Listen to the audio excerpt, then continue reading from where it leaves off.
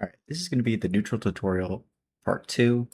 It's really understanding, the first video teaching you offensive neutral because you're in range of hitting them, defensive neutral, right? So now once you kind of have that philosophy in your mind, then it's a matter of, okay, how should I approach him, right? So in this video, it's going to be more along the lines of attacking, and then part 3 is going to be more along the lines of defense, right? So the reason I'm going to start with attack first is I can show you how to attack positions without having the bot attack me.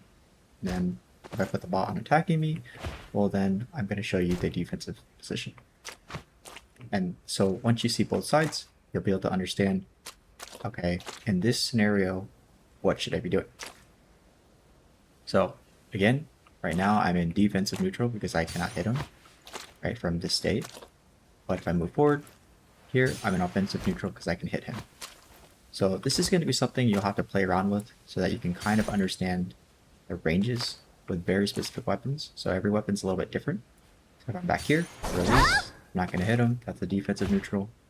If I'm right here, I release, oops, right here, I release, that's an offensive neutral because I will hit him. So ways to approach him: you go in, you can grab it, that's offensive and do something, right? That's an offensive, or neutral to offensive state. I can go neutral and release the blue. Okay. I can hold check, crouch. So you see how I'm crouching with my horizontal, it's slowly inching me closer. Okay, you can do that to close the gap. So I'm going once, twice, and I'm gonna hit him. Okay, so some people will do that. And you can see they slightly close the gap. The other thing I can do is I can crouch, right? I can crouch, right? And I'm kind of like doing it a little slow because at this point, depending on what weapon he has, he can't hit me. So I can go very slow.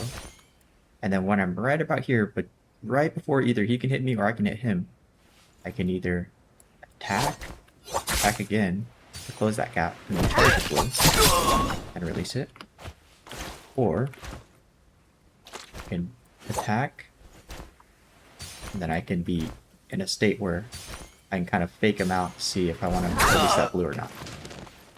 Right? Another way I can do it is I can attack, I can dodge, and then I can get in. Right? And that's kind of understanding a different theory. It's like if you think about a triangle, see how there's like him, me, and then let's say another point right here is another dagger. Oh, why did I not drop the dagger? Right, so you think about a triangle, yeah, me and the daggers on the triangle point. I can dodge here, that triangle, and I can attack. Okay, so he might be trying to come towards this direction to attack me. I can go out of the way, and then I can attack him. Which you'll see very, very, it's very, very apparent to see it when people are using a longsword. So I'll just show you a quick example of it with the longsword. Let's say if we're doing custom training, let's say he's using a longsword, right? And then I want him to do the first vertical charge. So if he's going to charge here, I can dodge here and I can attack, right? So here, triangle, attack.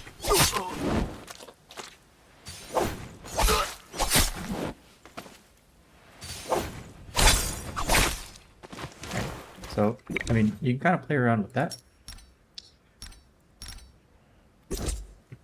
So that's kind of how you can go in from a protected state. Another thing is, you can obviously kind of just dodge, play around.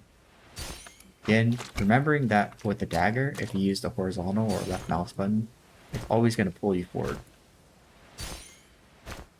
Right? The right mouse button slightly pulls you forward, but not as much as the left mouse button.